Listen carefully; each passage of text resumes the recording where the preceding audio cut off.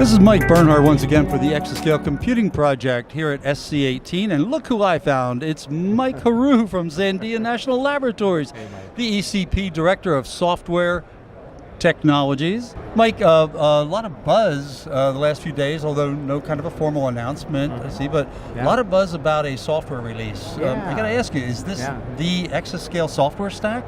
It is a portion of it, but it's not the whole thing. We work very closely with the vendors, with the broader HPC community, and all of our efforts are collaborative. When you work in enabling technologies like what the ECP software stack represents, these are libraries, embedded software, compilers, and things like that.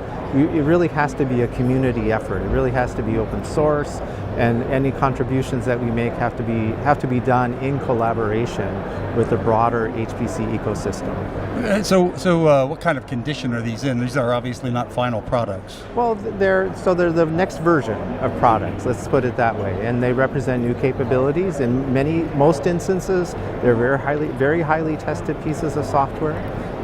Very robust in their capabilities, and looking forward toward the exascale computing architectures, which are primarily marked by things like highly concurrent node architectures, where you really have to get the last bit of performance on a node, because that's where we see the innovation in HPC right now, and considerations of networks in that kind of situation. How do you do data transfer across all these really large and highly intensive nodes, and those kinds of things.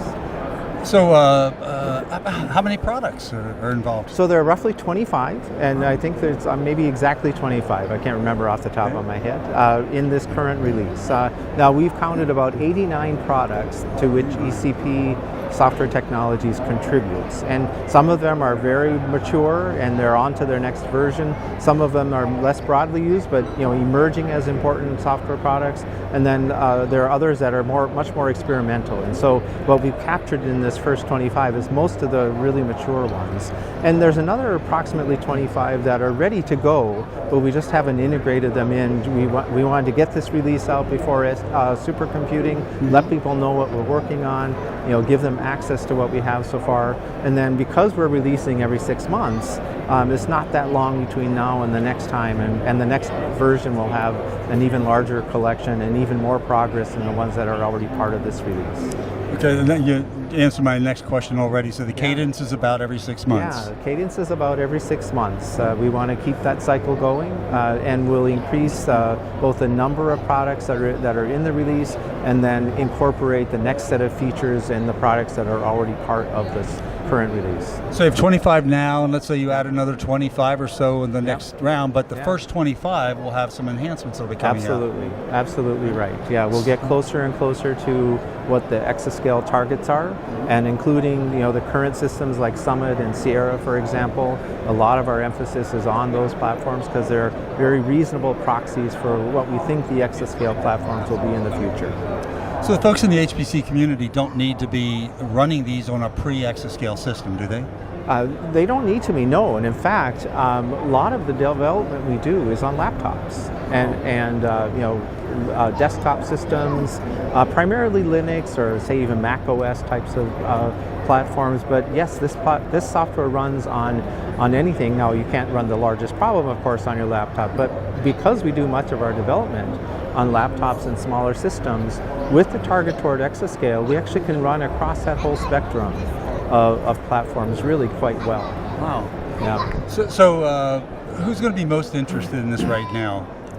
So a lot of the veterans in the HPC community will recognize the products, and they've used those products over time. So, but what I think is new about this is the emphasis on the integration, bringing all of these products together under one umbrella, making them so that they build together in a very seamless way. We're using SPAC as the meta build tool. We're making sure that all the tests run and are executing correctly, and so it's the integration effort that really makes this, I think, newsworthy. Gotcha. Okay.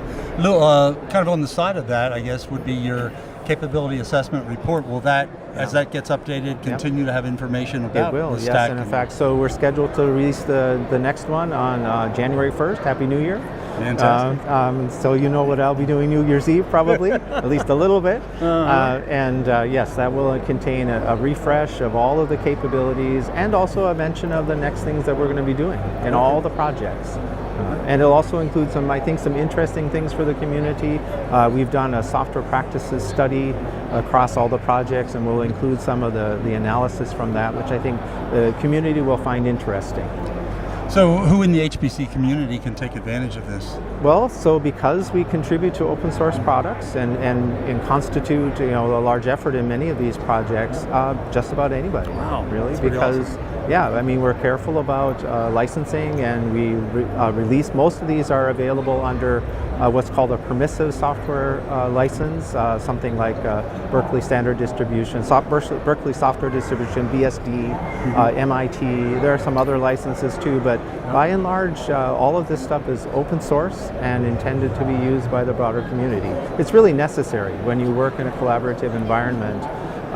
This is an essential thing. We've learned lessons over the years of trying to restrict things is a better approach, and it doesn't work. So this is the right way to go. So the first ECP software release, 25 products available out there. Anybody can get access to it? Yep. And where do they go, or how do they get access to it? Okay, so that's a great question. So we have a website where you can get the first release. It's called E4S.io. So it stands for Extreme-Scale Scientific Software Stack, E4S and .io. And if you go to that website, you'll find everything that I've been talking about.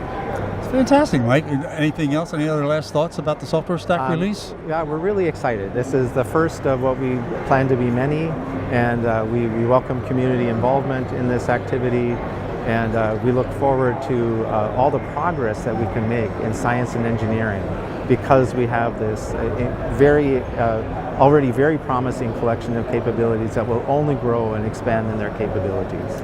Congratulations to you and the entire team. This is pretty phenomenal. We're very excited. All right. For the Exascale Computing Project, I'm Mike Bernhardt, and we've been chatting with Mike Heroux from Sandia National Laboratories about ECP's first release of a software stack.